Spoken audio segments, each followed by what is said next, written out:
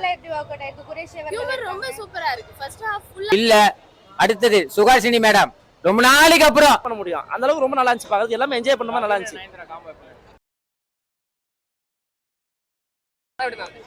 படம் வந்து ரொம்பவே சூப்பராக இருந்துச்சு. ஃப்ரெண்ட்ஸ் அண்ட் ஃபேமிலியோட எல்லாரும் வந்து பார்க்கலாம். அதாவது குட்டீஸ்லேருந்து டீனேஜர்ஸ்லேருந்து அப்புறம் வந்துட்டு பெரியவங்கலேருந்து காலேஜ் படிக்கிறவங்கலேருந்து வயசானவங்கலேருந்து குழந்தை வரைக்கும் பார்க்கலாங்க. அந்த மாதிரி all kind of genre people பார்க்கலாம். லவ் ஸ்டோரி மாதிரி கொண்டு போயிருக்காங்களா? எப்படி டிஃபரெண்டா போட்டதெல்லாம் எப்படி இருந்தது? ஆமாம், கண்டிப்பாக இந்த லவ் ஸ்டோரியே வந்து அவங்க டிஃப்ரெண்ட்டாக தான் கொண்டு போயிருக்காங்க. இது வந்து டிஃப்ரெண்ட்டான பேர் இல்லையா? ஃபர்ஸ்ட் டைம் வந்து கவின் வந்து மேமோட பண்ணியிருக்காரு. ஃபர்ஸ்ட் டைம் பண்ண மாதிரிலாம் இல்லவே இல்லைங்க. ரெண்டு பேருமே வந்து ஆக்டிங்கில் சூப்பர் டாமினேஷன். கவின் வந்து மேம் கூட நான் ஃபர்ஸ்ட் டைம் பண்ணுறேன் அந்த மாதிரியெல்லாம் எதுவுமே இல்லாமல் அவரோட ஜோன் என்னமோ மேமுக்கு பக்காவாக காம்படிட்டிவ் கொடுக்கலாம் அந்த அளவுக்கு. இப்போ டாக்ஸிக்கா ஹாயா படம் அப்படி எல்லாம் கேட்கக்கூடாது. டாக்ஸிக்கா ஆனா நான் வந்து ரெண்டு படமுமே வந்து பார்ப்பேங்க. டாக்ஸிக்கும் பார்ப்பேன், ஹாய்னும் பார்ப்பேன். ஸோ ரெண்டுமே பார்ப்பேன் நான். பார்த்து பிடிச்ச படம் இருக்கு இல்லையா? அதெல்லாம் கேட்குறேன். பிடிச்சதா? டாக்ஸிக்கோ பிடிக்கும், ஹாயோ பிடிக்குங்க. அது எப்படி சொல்றது? ரெண்டு பேரும் வந்து அவங்க ஜோன்ல சூப்பராக எடுத்திருக்காங்க. ஹாய் வந்து ஃப்ரெண்ட்ஸ் அண்ட் ஃபேமிலியோட எல்லாருமே வந்து பார்க்கலாம். டாக்ஸிக் வந்து 18+ இல்லையா? ஸோ அவங்க மட்டும் தான் பார்க்க முடியும். அதுதான் டிஃபரன்ஸ். ஓகே, படம் பார்த்த ஃபீல் இருக்கா? கண்டிப்பா நல்ல படம் பார்த்துருக்க ஃபீல் இருக்கு. திருப்தியோட வீட்டுக்கு ரொம்ப சூப்பரா பண்ணிருக்காங்க. எல்லாமே நல்லா இருந்துச்சு. ஃபன்னு நிறைய இருந்துச்சு படத்துல. ஃப்ரெண்ட்ஸா வந்து பார்க்கும்போது நல்லா என்ஜாய் பண்ணலாம். ஃபேமிலியா வந்தா இன்னும் என்ஜாய் பண்ணலாம். இதுக்கு ஹாய்ன்ற டைட்டில் எதுக்கு? அது லாஸ்ட் டைலாக் அது அப்படி இருக்கும். அவங்க ஹீரோயின் வந்து சொல்லுவாங்க, ப்ரப்போஸ் பண்ணுவாங்க. அப்ப ஹீரோ நீங்க அப்படி சொல்லும் போதே நான் எழுந்துட்டேங்கன்னு சொல்லுவாரு. ஸோ அதுக்காக இருக்கலாம் மேபி, எனக்கு தெரிஞ்சு. ஆனால் நல்லா இருந்துச்சு படம். சாங்ஸ் நல்லா இருந்துச்சு, பிடிச்சிருந்துச்சு. அது சொல்லவே வேண்டாம், ஆல்ரெடி சூப்பரா இருந்துச்சுங்க. சாரோட பொசிஷன் ரொம்ப நல்லா இருந்துச்சு. நிறைய திங்ஸ் செட் பண்ணியிருக்காங்க. ஒரு பையனும் அவனோட எமோஷன்ஸை வந்து எக்ஸ்பிரஸ் பண்ணலாம் அப்படின்றதெல்லாம் நல்ல மெசேஜ் கொடுத்துருக்காங்க. ஓகே, ட்ரெய்லர்ல இருந்த அந்த எக்ஸ்பெக்டேஷன் அப்படியே ஃபுல்ஃபில் ஆயிருக்கு. ஓகே, பாக்யராஜ் சாரோட ஆக்டிங் எப்படி இருந்தது? அவரோட லாஸ்ட் மூவி. ஓகே, இந்த மூவில உங்களுக்கு ஒரு சர்ப்ரைசிங் சீன் அப்படினா என்ன சொல்லுவீங்க? சர்ப்ரைசிங் சீன் அப்படி இல்லை, பட் ஓவராலா மூவியோட ஓவரால் அந்த ஃப்ளோவே ரொம்ப நல்லா இருந்துச்சு. ஓகே, எங்கேயுமே அந்த கனெக்ட் மிஸ் ஆகாம நல்லா போச்சு ஸ்டார்டிங்ல இருந்து. ஹியூமர்ல எப்படி வர்க் அவுட் ஆயிருக்கு? குரேஷி அவர்கள் ஹியூமர் ரொம்ப சூப்பரா இருக்கு. ஃபர்ஸ்ட் ஹாஃப் ஃபுல்லாவே காமெடி தான். குரேஷி அப்புறம் எல்லாரோட ஹியூமருமே, கவினோடது எல்லாமே ரொம்ப நல்லா இருக்கு படத்துல. ஃபர்ஸ்ட் ஹாஃப் ஃபுல்லாவே சூப்பரா இருக்கு. ஓகே, செகண்ட் ஹாஃப் வந்து emotional love and story music எப்படி பண்ணிருக்காங்க? சூப்பரா பண்ணிருக்காங்க. ரசகுல்லா சாங்கும் கண்ணக்குளிய சாங் ரெண்டுமே ரொம்ப நல்லா. ஓகே, எவ்வளவு ரேட்டிங் கொடுப்பீங்க? 8 out of 10. Okay, thank you. ரொம்ப நல்லா இருந்தது. படம் பார்த்து எல்லாரும் முகத்தை பார்த்தாலே தெரியும் ரொம்ப மன நிம்மதியோட ஹாப்பியோட வந்தாங்க. எனக்கு ரொம்ப பிடிச்சிருந்தது படம். நல்லா இருந்துச்சு. டிஃப்ரெண்டாலாம் பெருசாக தெரியல. எல்லாருக்குமே அந்த பேர் தான் ஒரு மாதிரி கண்ணை உறுத்திட்டே இருந்தது. ஒரு படத்துல ஒரு இடத்துல கூட உங்களுக்கு அந்த மாதிரி தோணாது அவங்க ரெண்டு பேரும். ஏன்னா பேசிக்கா நயன்தாராவா கவினா பார்த்தீங்கன்னா அந்த டிஃப்ரென்ஸ் இருக்கும். மயிலாவும் தேவயானையும் அந்த கேரக்டரா பார்த்தீங்கன்னா உங்களுக்கு அது தோணாது. படம் பார்க்குறப்ப அது ஆப்வியஸ்லி அவங்க கேரக்டராக தான் இருந்தாங்க.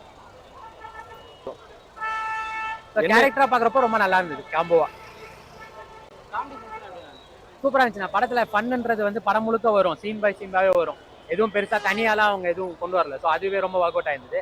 அதே நேரத்தில் இந்த எமோஷன் சென்ஸுமே வந்துட்டு ரொம்ப ஈஸியாக கனெக்ட் ஆச்சு.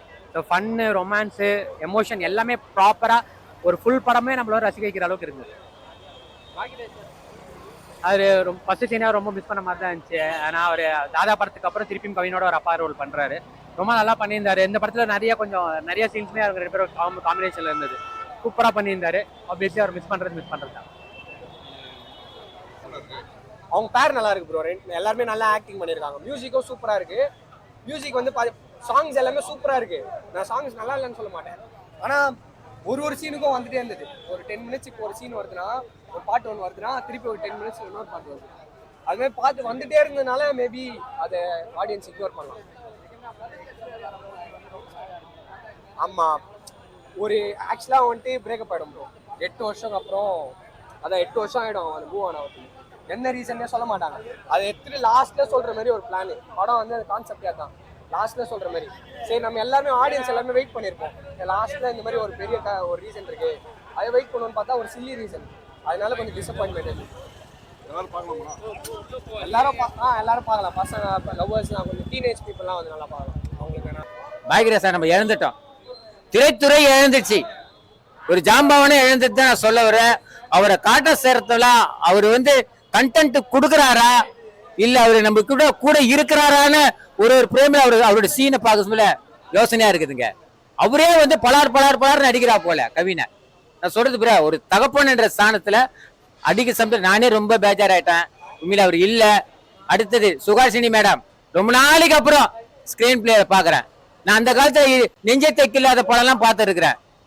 அவங்கள பாக்குறதுக்கு ஒரு பாக்கியமா கிடைச்சது. ராதிகா மேடம் சொல்லவே தேவையில்ல, அவங்களும் இந்த ஸ்கிரீன் பிளேல முக்கிய பங்கு இருக்குது. அப்போ 90 கிட்ஸும் இந்த படத்தை பார்க்கலாம். 5 மார்க்கு. 2K கிட்ஸை பார்க்கணும்னா கவின் வரணும். அப்ப கவின் தான் இருக்கிறா போல. வயசுக்கும் வாழ்ற வாழ்க்கைக்கும் சம்பந்தங்கள் இந்த படம். நீங்க நினைக்கலாம் நயன்தாராவுக்கும் கவினுக்கும் ஜோடி எப்படி காம்பினேஷன் ஒர்க் ஆகும், அது கதை எப்படி போகும். ஆனா போகுது.